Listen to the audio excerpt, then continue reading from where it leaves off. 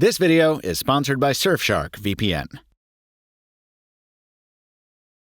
Just last week on this channel, we were exploring what it means to blur the line between smartphone and computer. But I guess the reality is that I've been thinking about it since about 2007, when I realized during an otherwise uneventful walk around my college town that I could post a new LiveJournal entry. Yep, I was one of those guys. Right from my pocket, instead of going home for my computer. This week, instead of replacing a PC with a smartphone, we're talking about bringing a PC feature to a smartphone. The idea of a second screen. Yes, this is the Surface Duo 2 from Microsoft, and yes, you've seen it before on MrMobile, but it's not the phone you remember.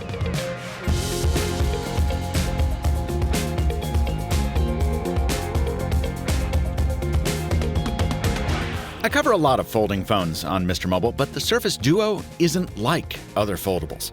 It's not trying to hide the hinge between its two halves, it's using it as the border between two separate workspaces.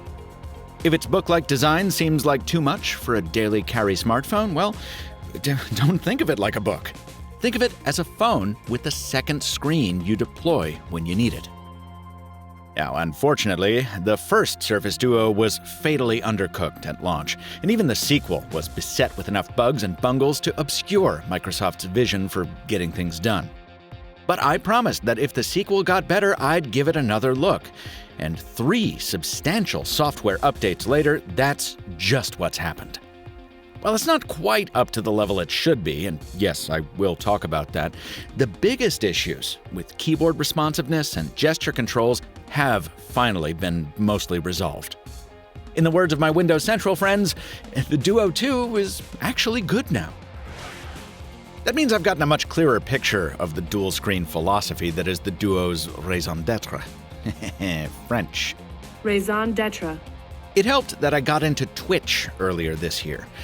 Watching live video is a completely different animal than watching YouTube because you need a full screen for the feed and the live chat.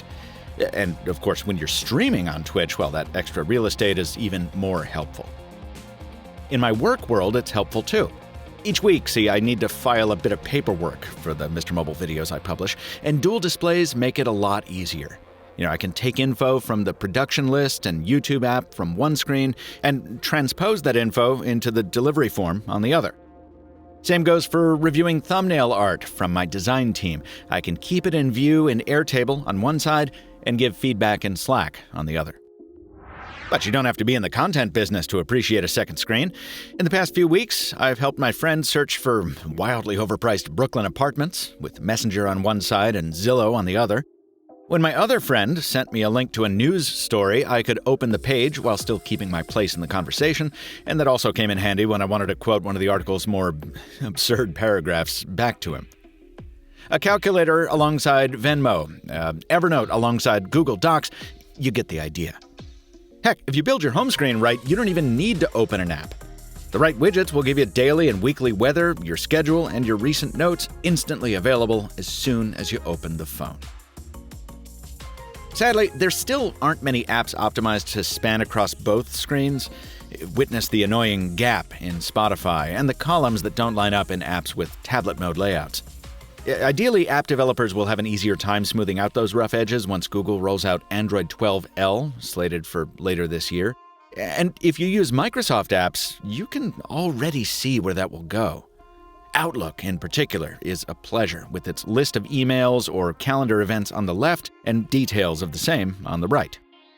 And of course, the full-screen app that really makes this hardware shine is Amazon Kindle. Even back when the first Duo couldn't do anything else right, it was still a better ebook than anything out there. Now, the same hinge that makes that book posture possible also enables a feature that I've wanted ever since those Palm Centro live journaling days.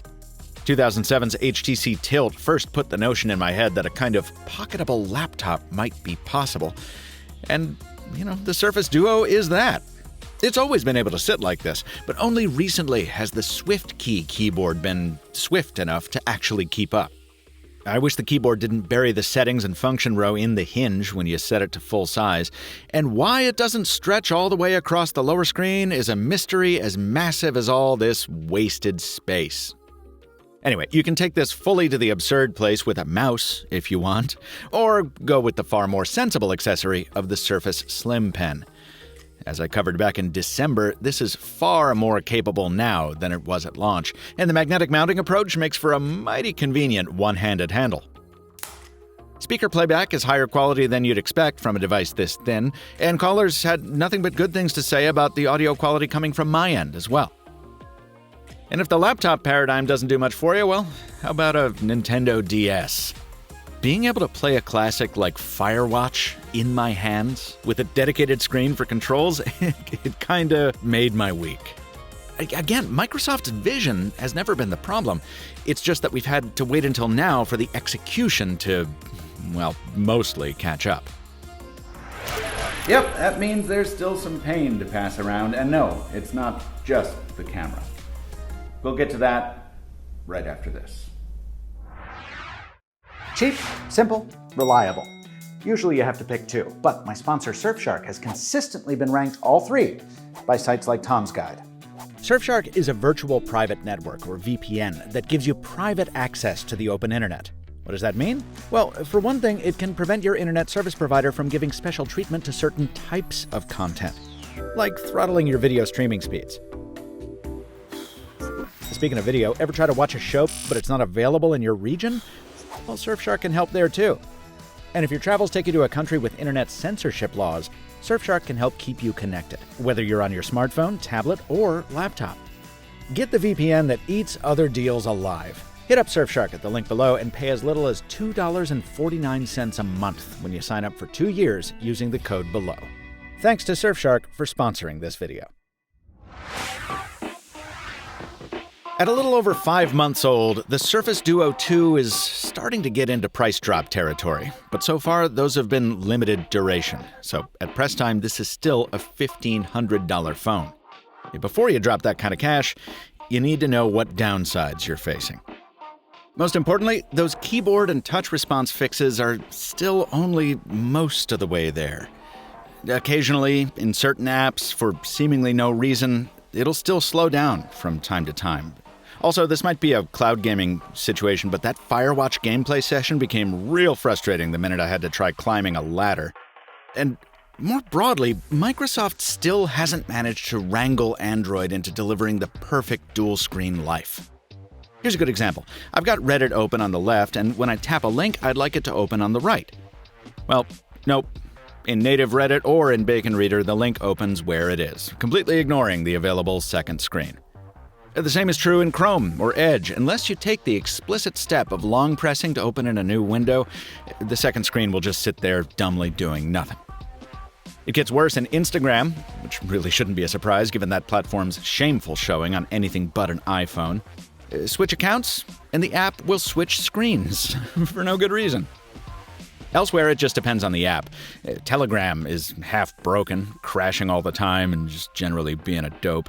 And if you're doing something that takes a while and has pop-up prompts, like setting up a smartwatch, say, well, the app will occasionally leap over the hinge and steal focus from whatever you were doing anyway.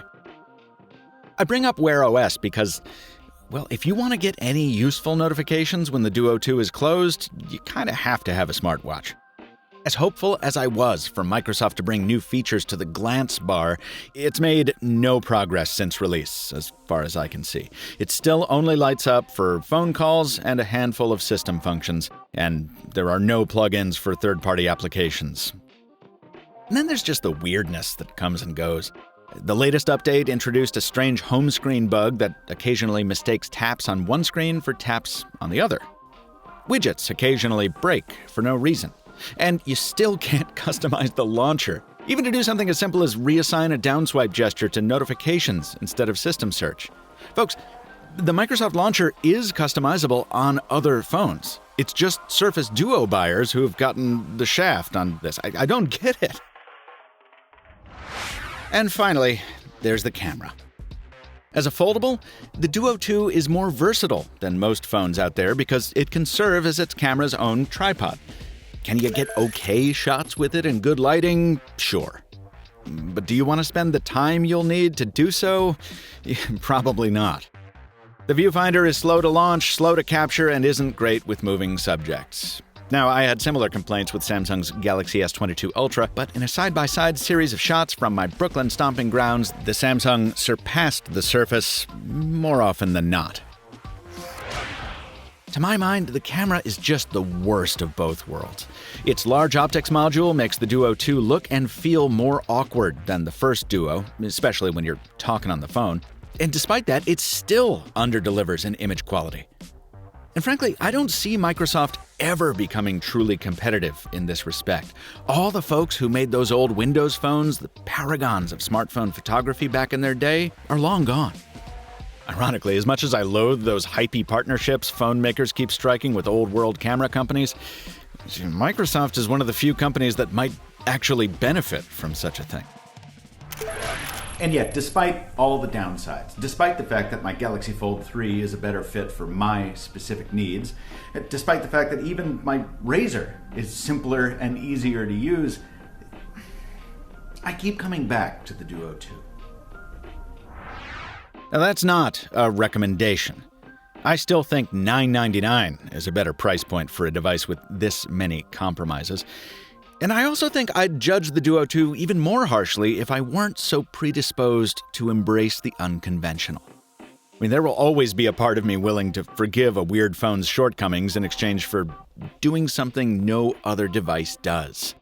I do admire swimming against the current. I do admire boldness. And I genuinely think the idea of a dual-screen phone deserves to exist, even if I simultaneously believe that the future of that dream will be realized by software on a truly folding screen instead of two independent ones. If the Android 12L release does for foldables what many of us hope it will, I think that, combined with the price drop, might finally make the Duo 2 recommendable, without quite so many asterisks. Folks, if you own a Surface Duo 2 and you can share your experiences without bludgeoning those of us who are willing to call out its shortcomings, please leave a comment below. This video was produced following 5 months with a Surface Duo 2 review sample provided by Microsoft, and sorry to say, this leather skin is not planned for wide release. But I thank my longtime sponsor Dbrand anyway for this custom-made one-off. Neither Microsoft nor any other company was given editorial input, copy approval, or even an early preview of this video. Those rights are reserved for sponsor spots, and the lone sponsor of this video is Surfshark. Until next time, I've been Michael Fisher. Thanks for watching, and stay mobile, my friends.